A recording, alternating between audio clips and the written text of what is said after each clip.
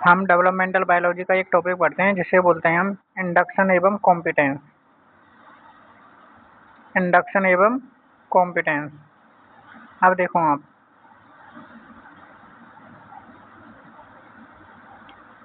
इसमें क्या होता है। सबसे पहले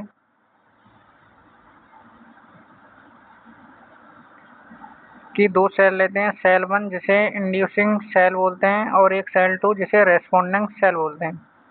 सबसे पहले क्या होता है कि जो इंड्यूसिंग सेल होती है वो इंड्यूसिंग सिग्नल रिलीज करती है।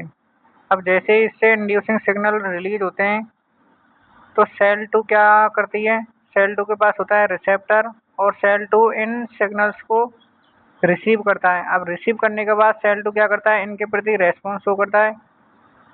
जैसे ही रेस्पॉन्स शो करता है तो इस नेचर को हम बोलते हैं कॉम्पिटेंस।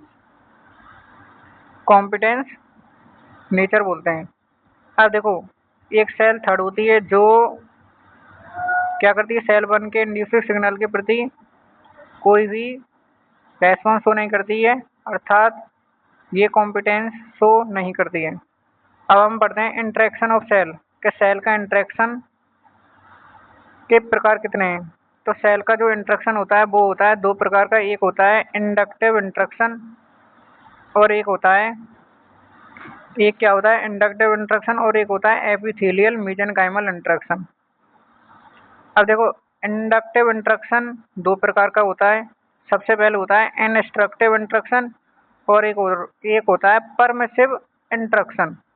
सबसे पहले क्या होता है, इंडक्टिव इंटरेक्शन में क्या होता है कि यह इंड्यूस करती हैं रेस्पोंडिंग सेल को, जिससे फैट गेन हो जाता है और इनिशियली फेट या कमिटमेंट क्या होता है, इसका फिक्स नहीं होता है।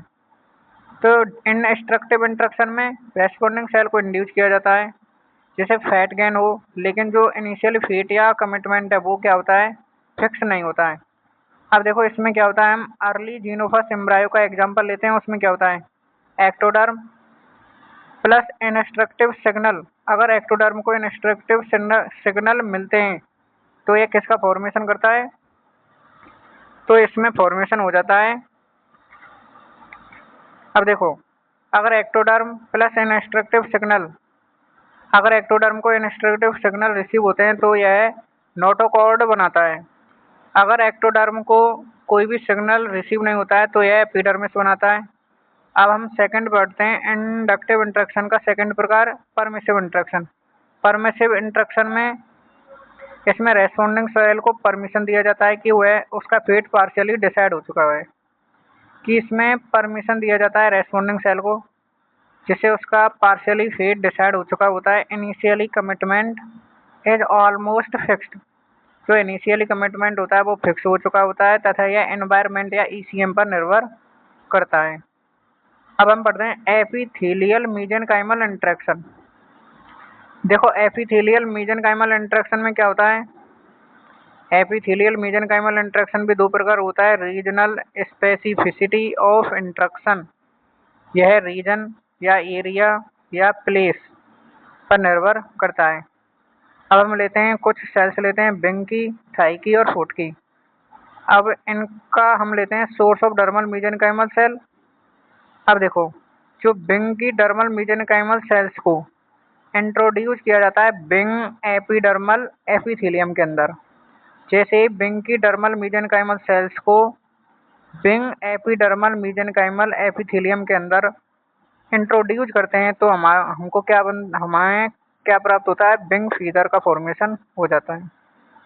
इसी प्रकार अगर थाई की डर्मल मेसेनकाइमल सेल्स को बिंग एपिडर्मल एपिथेलियम सेल के अंदर इंट्रोड्यूस किया जाता है तो थाई फीदर का फॉर्मेशन होता है।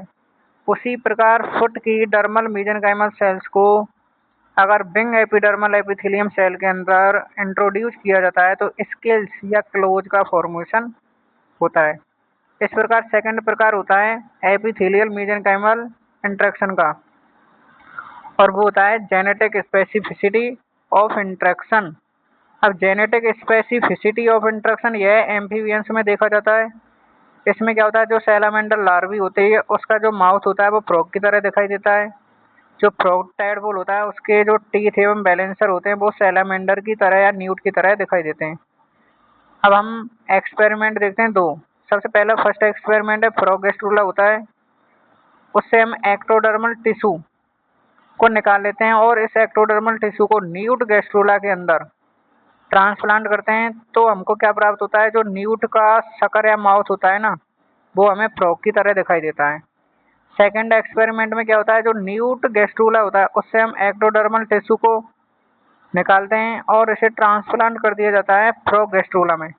तो जो फ्रॉग के वैलेंसर होते हैं ना, वो हमें किसकी तरह दिखाई देते हैं, न्यूट की तरह दिखाई देते हैं। तो इस प्रकार हमारा टॉपिक इंडक्शन एवं कॉम्पिटेंस का हो जाता है कंप्लीट। थैंक यू, धन्यवाद।